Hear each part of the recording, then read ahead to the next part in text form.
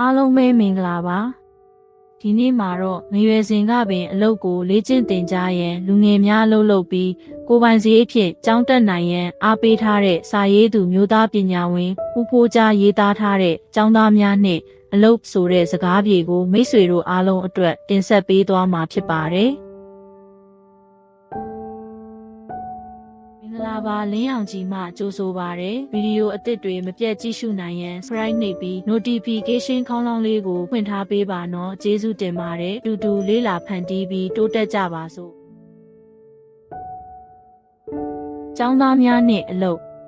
ကျွန်ုပ်သည်အလုပ်ကိုယုံကြည်သူဖြစ်သည်အလုပ်မလုပ်လက်ကော့နေသူကိုအလွန်မြင်ပြင်းကပ်သည်သူတစ်ပါးဤကြောင်းကြောက်ကိုခံ၍ရေသာခိုနေသူတို့ကိုလည်းမကြည့်ခြင်းယခု10တန်းတွင်အလုပ်လုပ်ရန်ကိုနီလန်းပြကတိုက်တွန်းနှိုးဆော်ခဲ့ကြသည်မှာကာလအတန်ကြာလေပြီးစာဖတ်သူတရမှာ10ရောက်လောက်လိုက်နာပြုလုပ်ကြလျင်မြမပြည်မူးချကြီးပွားတိုးတက်ရမည်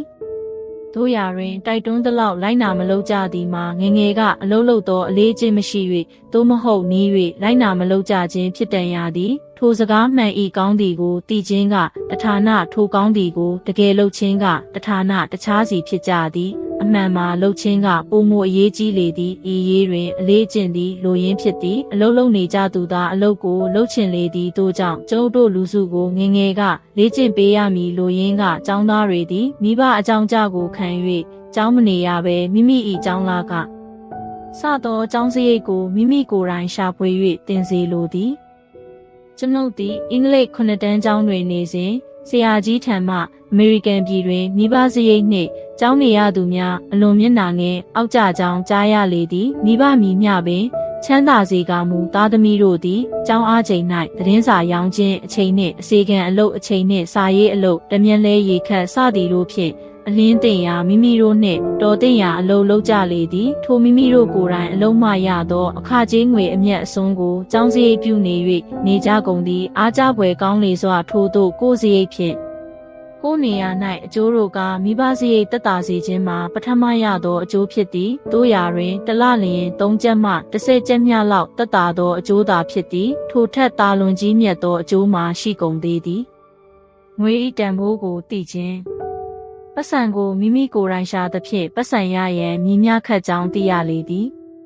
တို့ကြောင့်လည်းပတ်စံဤတန်ဖိုးအမှန်ကိုသိလေသည်တို့သိသည်နှင့်တပြိုင်နက်ပတ်စံကိုအယမ်းမသုံးတော့ချေ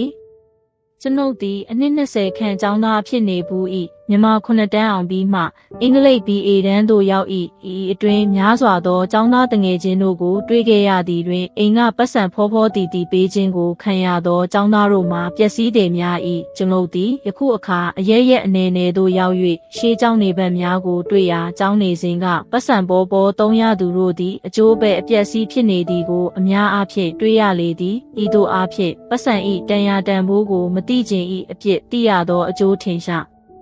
အားလာလေသည်အလုတ်ကင်နားလေခြင်း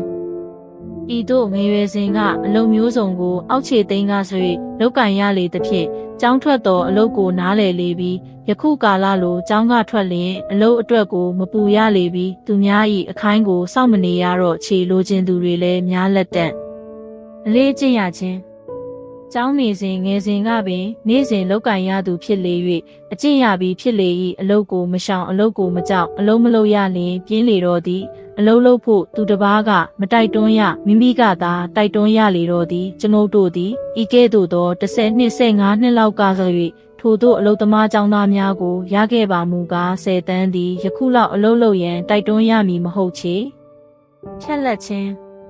အမြဲထားကြော့လောက်ကင်နေသူများမှာထိုင်းမိုင်းခြင်းမရှိတော့ပြီးလုံးဝီရအလိုလိုပေါ်လာလေသည်အလိုလိုစိတ်ရွနေစေကကြည်လင်ဖြက်လက်ခြင်းနဲ့ချမ်းသာရှိပေလိမ့်မည်